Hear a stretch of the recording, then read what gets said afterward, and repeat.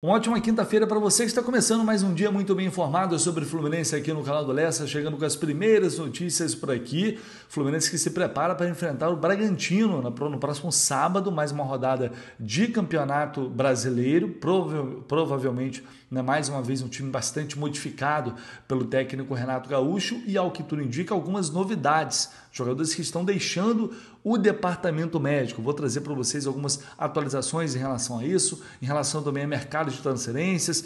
Tem mais informação sobre SAF, então vem comigo porque esse vídeo aqui tem muita notícia. E ontem tivemos também jogos da Sul-Americana, não só Sul-Americana, mas também Libertadores. E obviamente o que nos interessa diretamente é a Sul-Americana. E infelizmente não é só notícia boa, né? A gente ontem assistiu, se você não viu ainda, imagino que de alguma forma tenha chegado até você nas redes sociais, de algum jeito, as cenas de barbárie, de violência extrema, realmente cenas repugnantes que a gente viu ontem no Estádio Libertadores de América, lá em Avejaneda, casa do Independiente, que recebeu a Universidade de Chile, a Laú, no segundo confronto entre as equipes. Primeiro jogo a Laú venceu por 1-0, portanto era um jogo decisivo que foi suspenso, inclusive, pelas autoridades. A Conmebol vai tomar uma decisão após todas as cenas de confrontos que deixaram muitos torcedores feridos e mortos também. Eu não vou ficar aqui falando em número de mortos, porque até o momento que eu estou gravando esse vídeo não tinha ainda confirmação consolidado de fato por parte das autoridades, mas alguns veículos na Argentina falavam em 3 mortos, em tantos outros feridos. Enfim, algo absolutamente lamentável, é mais que lamentável, né? É muito, chega a ser surreal que o ser humano consiga, que um ser humano seja capaz de protagonizar cenas como essas. É realmente muito assustador. E aí eu quero ver o que a Conmebol vai fazer, qual vai ser a decisão da Conmebol em relação a essas equipes. Para mim deveria ser muito simples. Eu não estou falando que isso... Estou falando nada de benefício esportivo de um, de outro, de Fluminense. Cara, zero. Estou sendo bem sincero. O que aconteceu ontem deveria ser motivo passível de eliminação dos dois clubes. Mas assim, sem conversa. Essa cena, as cenas de ontem, elas só, acho que não superam aquele jogo do Atlas e mais alguém pelo Campeonato Mexicano, foi em 2022, que foi um negócio também assustador. Já desde então eu não tinha visto nada parecido em um jogo de futebol. É um absurdo autoridades, a organização, os responsáveis permitirem aquilo acontecer. Então a Conmebol, se realmente quiser tomar uma atitude de entidade séria, deveria simplesmente excluir as duas equipes do torneio. Essa é a minha opinião. Isso não pode passar impune. Isso não pode passar em branco. Foi muito assombroso o que a gente viu ontem. Mas isso vai acontecer? Não creio. Não acredito. Sinceramente, não acredito de forma alguma. A partida suspensa, portanto. A gente está falando de possíveis adversários do Fluminense numa provável semifinal. O adversário do Fluminense agora nas quartas de final a gente vai conhecer, ou Central Córdoba ou Lanús. Primeiro jogo, Central Córdoba venceu por 1-0 e hoje o Lanús recebe o Central Córdoba e, portanto, teremos a definição desse adversário do Fluminense. Saberemos para onde iremos na próxima fase. E o Alianza Lima bateu a Universidade de Quito nos 2 jogos, inclusive. Alianza Lima do Peru, ex-clube de Kevin Serna, avança para a próxima fase. E aí uma notícia importante. Com a queda da Universidade de Quito, o Fluminense vai decidir em casa contra qualquer uma dessas equipes. Qualquer uma, porque teve a melhor campanha. Somente a Universidade de Quito tinha conseguido uma campanha melhor que a do Fluminense no torneio. Com a queda, o Fluminense vai definir em casa até a final da competição e, se Deus quiser, estaremos lá. Tá? Então é importante ressaltar isso aí. Só contra a Universidade de Quito que o Fluminense poderia decidir fora de casa. Também tivemos ontem mais jogos. O Bolívar avançou também para a próxima fase, eliminando o Cienciano, vencendo os 2 jogos por 2-0. O Atlético Mineiro recebe o Godoy Cruz. O Atlético Mineiro venceu no Mineirão por 2-1 o primeiro jogo. Tivemos também 6 jogos que foram no mesmo dia do Fluminense. O Independiente Del Valle eliminando ali o Mushuc Runa nos pênaltis. Primeiro jogo 1-0, depois 2-1 para o Mushuc Runa. E o Once Caldas também eliminando o Huracan e avançando de fase. Tá? Esse é o panorama, portanto, até aqui dessas oitavas de final da Copa Sul-Americana. Vamos aguardar, portanto, mais tarde. Saberemos o adversário do Fluminense na próxima fase da competição. Atualizando para vocês a situação do atacante Soteldo, que foi a campo ontem, treinou, trabalhou, como já vim informando para vocês desde a semana passada. Esses jogadores já estavam em transição, trabalhando, fazendo trabalhos específicos ali em campo e agora já começam a trabalhar com os demais companheiros. Soteldo foi mais um. Isso já aconteceu com o Ignacio, o Fuentes já vinha trabalhando normalmente, o Nonato também já vinha fazendo trabalhos com bola.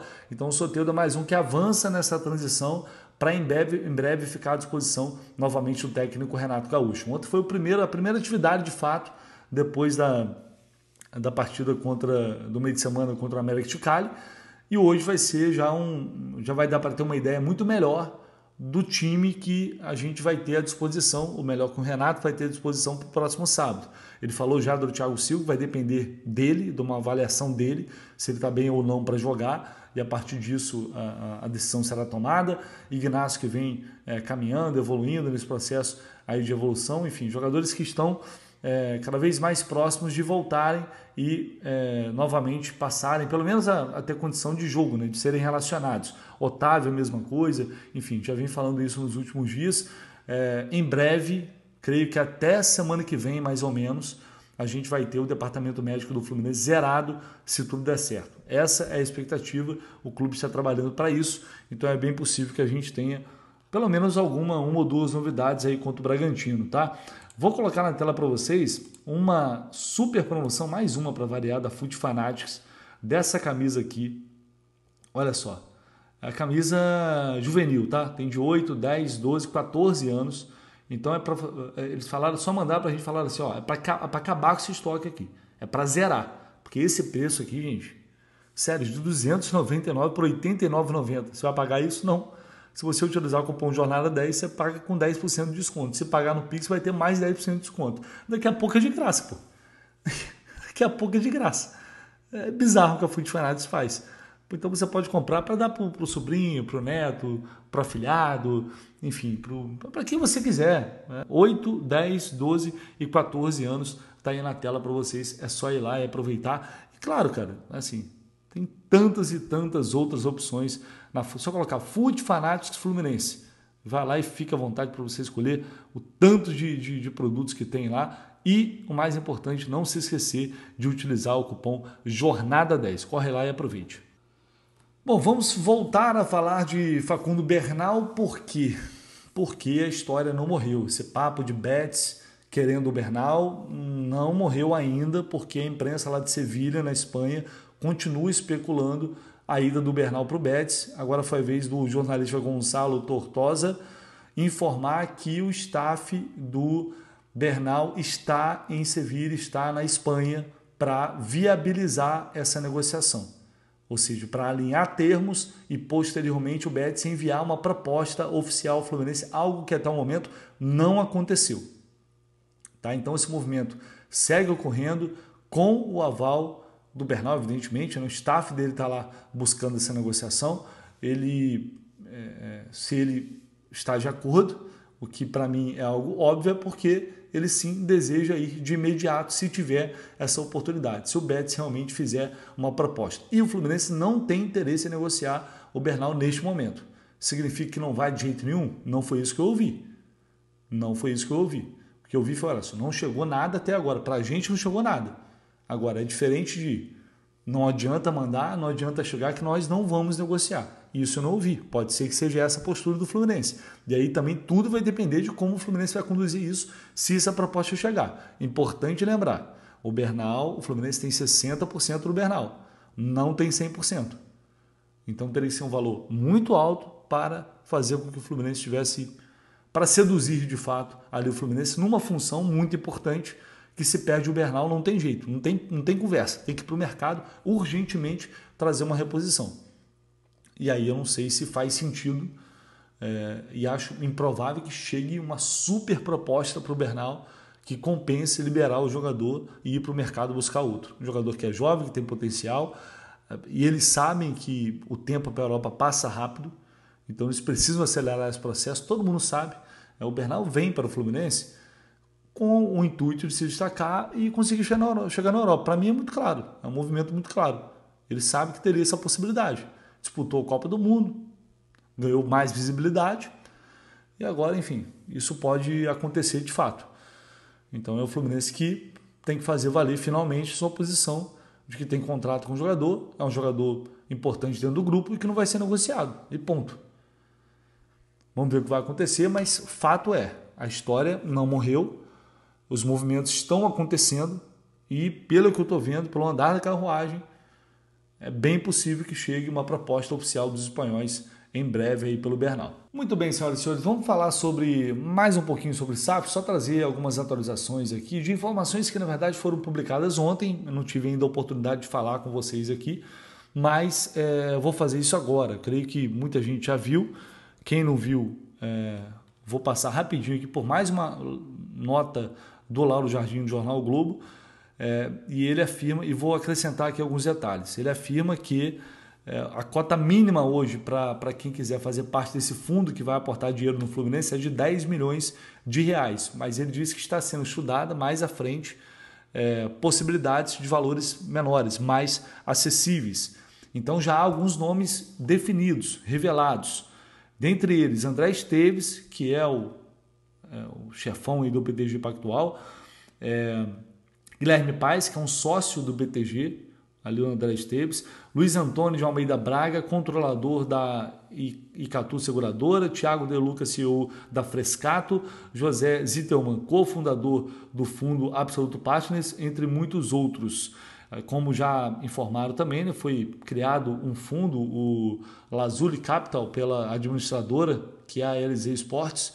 Foi criado esse fundo para concentrar esses investimentos e aí a Lazuli vai ser a administradora desse fundo, vai ser a gestora desse fundo, tá? Lembrando que essa proposta não chegou ainda até o Fluminense.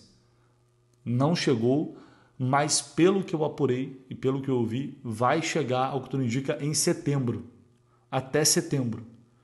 Todo mundo está falando assim, mas você já falaram isso 10 vezes. Sim, mas por que agora a coisa está parecendo que está esquentando?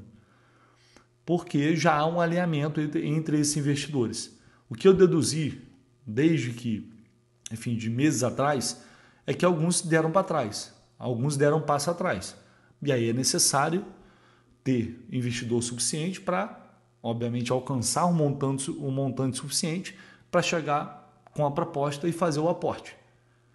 Então, por isso demorou, houve lá atrás uma sinalização que estava prestes a acontecer, não aconteceu, mas agora, ao que tudo indica de fato, os passos mais firmes e mais concretos estão sendo dados, né?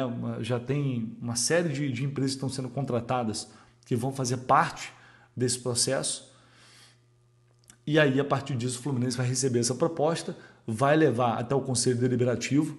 Segundo o que eu apurei, haverá uma transmissão ao vivo pela Flu TV, com a proposta, os números e tudo que está envolvido nessa negociação, e só depois ela vai para a Assembleia Geral para ser votada pelos sócios.